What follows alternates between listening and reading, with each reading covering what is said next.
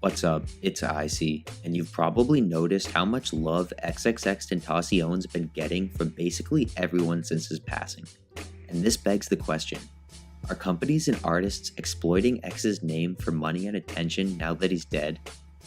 To answer this question, we have to go back before X's death, when he was one of the most popular living hip-hop artists in the world, and should have had no problem finding other popular artists to work with.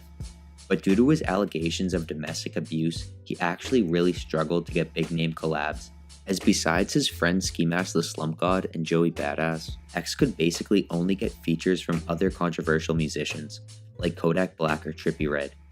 Almost none of the heavyweights of the music industry wanted to get anywhere near X, because he was just too divisive.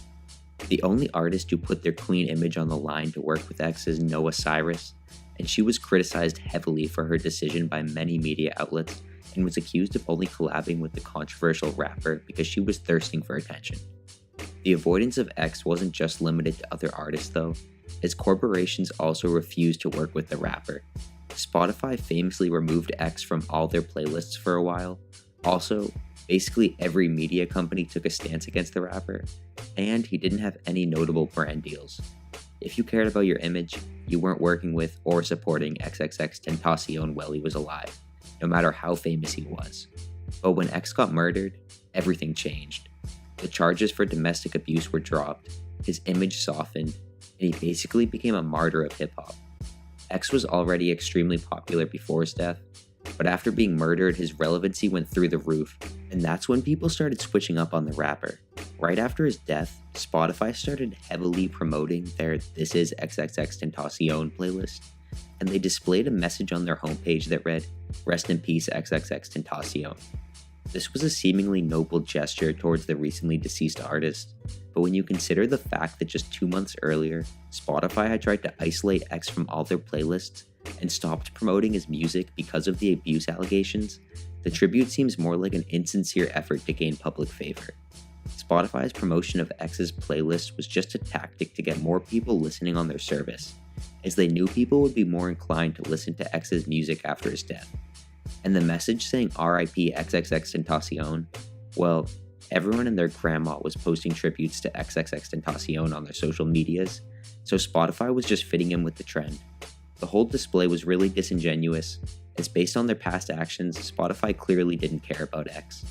The next questionable move regarding X happened fairly recently, when X and Lil Peep's collaboration was released, titled Falling Down. The song was actually originally recorded with only Lil Peep and I Love McConan, but after Lil Peep's death, X heard the song and replaced McConan on the track. After X also passed away, the song was perfect for Columbia Records, which is the label that owns the song, because a track with two of the biggest rappers who've died over the past year would be sure to attract tons of buzz. But there was a few moral problems with the song's release, the main issue being that Lil Peep hated XXXTentacion. According to Lil Peep's friend, Peep spent lots of money and time to make sure his name was never associated with X's, because Peep was very wary of the abuse allegations. Also, the song was clearly unfinished, as it's basically just a repeated hook with some interjections of X talking, and one verse of him singing. But Columbia Records didn't care about the low quality of the track, or the fact that they were disrespecting Lil Peep by featuring X, because all the label saw was a huge money-making opportunity off the backs of two dead artists.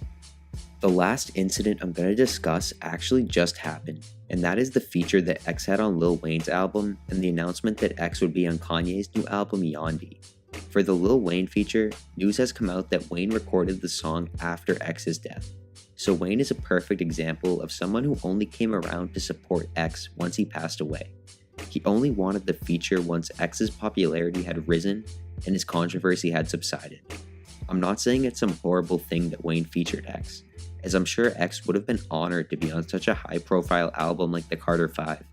But the issue is that Wayne never showed any support for X while he was alive and being criticized by everyone. Yet Wayne is still reaping the benefits of a post-death X feature. The same thing is happening with Kanye West, as he also has an X feature on his upcoming album, and it's most likely a feature that was planned after X's death, and that uses some already existing vocals that were not originally intended for Kanye. Kanye's gone on air to say that he wishes he defended X while he was alive, and that's easy to say now. But when XXXTentacion was being put through the ringer by the press, he really had no one to support him, and Kanye saying he wishes he stood by X really does nothing to change that fact. Like the Carter 5, no one's going to be really mad that X is featured on Yandhi, as Kanye is a really talented artist, and it will be interesting to see what he's made with X. But it's at least worth considering the fact that Kanye and Lil Wayne might be a little hypocritical in their decisions to use XXXTentacion features. Basically, the summary of what I'm trying to say here is that people and brands that were showing no support of X while he was alive are fully embracing him now that he's a cultural icon. So the next time you see someone endorsing the deceased rapper, consider what their actual motives might be. Thanks for staying till the end of the video. Comment down below on what you think about X, and have a nice day.